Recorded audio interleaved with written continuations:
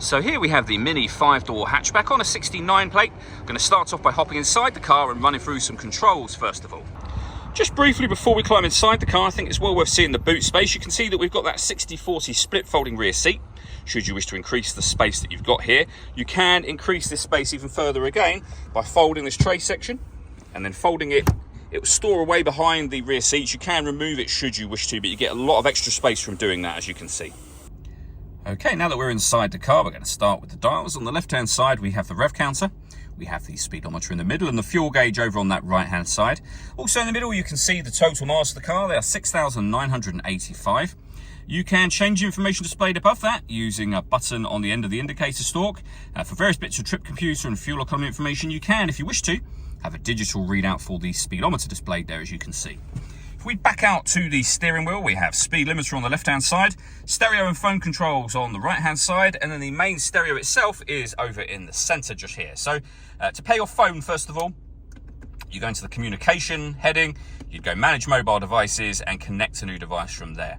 All the movement I'm making on the screen is being done using this dial and the collection of buttons that surround it. So main menu will take you, or the menu button will take you back to the main menu, but this dial will rotate, it will push down, it will move left and right as well, which will become useful within certain menus. So for example, when we want to access our audio menu, you rotate it, push it down, you can see we got DAB and FM radio, Bluetooth audio and USB input as well. If you want to go back a page, just jog the dial to the left and we're back where we were just a moment ago.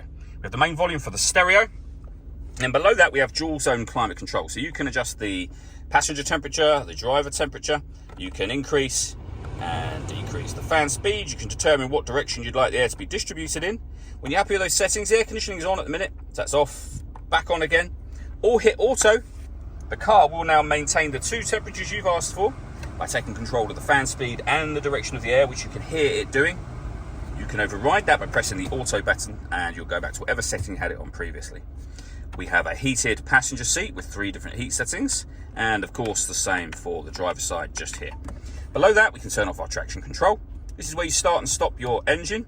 You can turn off the stop and start, which is a different thing altogether. So this car is designed to cut out when it's stationary in traffic to save you fuel. That system is off when that light shows. We have a 12-volt charging socket and USB input, and then a 6-speed manual gearbox.